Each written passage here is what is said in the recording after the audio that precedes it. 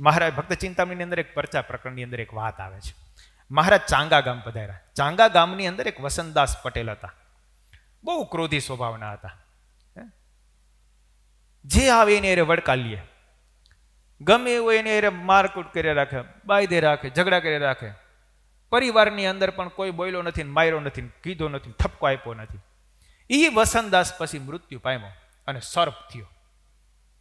ક્રોધી સ્વભાવ હોય એ સર્પ જ થાય. એટલે ક્રોધી સ્વભાવ બહુ હતો અને સર્પ થયો. પછી સર્પ થઈને વાડીએ રીએ. વાડીની અંદર કોઈને ગરવા નહોતી. બોલો,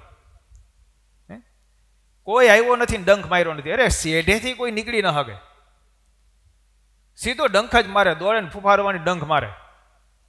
પછી તો એની વાડી પાસેથી આસપાસથી કોઈ નીકળતા નહીં, બધા છેટા હાલે એનાથી. અહીંયા સર્પ રીએ છે, અહીંયા જવાય નહીં. એ વસંતદાસ ભૂત થઈને સર્પ થયો હતો.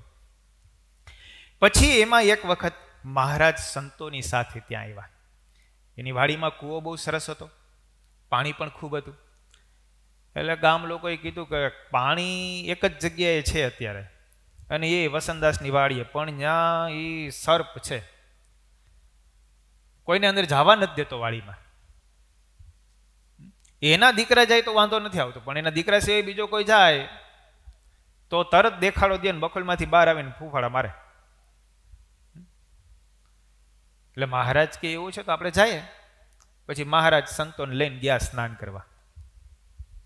એના છોકરાઓ હતા, ગયા. પણ એ તરત બહાર નીકળ્યું, બીજા આવ્યા એટલે તરત બહાર. પણ મહારાજના અને સંતોના દર્શન કર્યા ને એટલે મહારાજના દર્શન કરતા એનો ક્રોધ શાંત થઈ ગયો. પછી તો થોડાક દિવસ સંતો મહારાજ રોકાણા. રોજ વાડીએ સવારે સ્નાન કરવા આવે, રોજ મહારાજના દર્શન કરે. મહારાજ પછી ત્યાં વાડીએ બેસે, સંતોને બેસાડીને કથા વાર્તા કરે. એ ત્યાં આવીને બાજુમાં બેસી જાય, સાંભળે. અને પછી એને ક્રોધ મૂકી દીધો. પછી મનમાં વિચાર કર્યો કે હવે મારે ક્યારેય ક્રોધ કરવો નથી. પછી દેખાડો દે બધાને, નીકળે ત્યાંથી, પણ કોઈને કરડે નહીં, હાવ શાંત થઈને બેઠો રહીએ. આમ ફીંડલું વળીને બેઠો હોય, કોઈને કરડે નહીં. પછી તો માણસો ધીરે ધીરે નીકળવા માંડ્યા. બોલો, કાંઈ બોલે નહીં. એટલે માણસો નીકળવા માંડ્યા. માણસોને થઈ ગયું ગવા કરડતો નથી. તે નીકળે ને તે લાકડી હોય લાકડી મારે, પાણા હોય પાણા મારે. બધા હરી કરવા માંડ્યા, બધા હેરાન કરે. એમાં એક દિવસે એના દીકરાનો દીકરો આવ્યો અને ત્યાં બેઠો હતો, ધડ ને ધડે, કાંઈ નહોતું કર્યું, હાવ શાંત બેઠો હતો. દીકરાને દીકરાએ જો લાકડી લઈને મારી નાખ્યો. અને મારી નાખ્યો ને પછી એ સર્પે પાછો એ દીકરામાં પ્રવેશ કર્યો.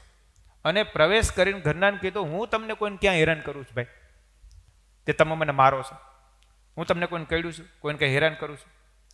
મને જે દિવસના ભગવાન સ્વામિનારાયણ સંતોના દર્શન થયા તે દિવસથી મારો ક્રોધ મૂકી દીધો છે, માટે હું આ શાંત થઈને બેઠો છું. તો આ મને મારી નાખ્યો લ્યો. હવે બહુ ક્ષમા કરવા જાય ને કાંઈ ન બોલીએ ને ઓલું કરીએ ને તો લોકો આપણે મારવાના જ છે, ફિટકાર જ કરવાના છે. અને બહુ ફૂફાડા મારીએ લોકો આપણે ભાગી જવાના છે. એટલે કરવાનું હું, ડંખ નહીં મારવાનો, ફૂફાડો મારવાનો. કોઈ આપણને હરી કરે ફૂફાડો મરાય, ડંખ ન મરાય. બાકી શાંત રહેવાય. બાકી તમે એમ કહો કે ભાઈ હવે આપણે નિરાંત બેઠા રહીએ, નિરાંતે આ જમાનામાં બેહવા જેવું નથી ભાઈ.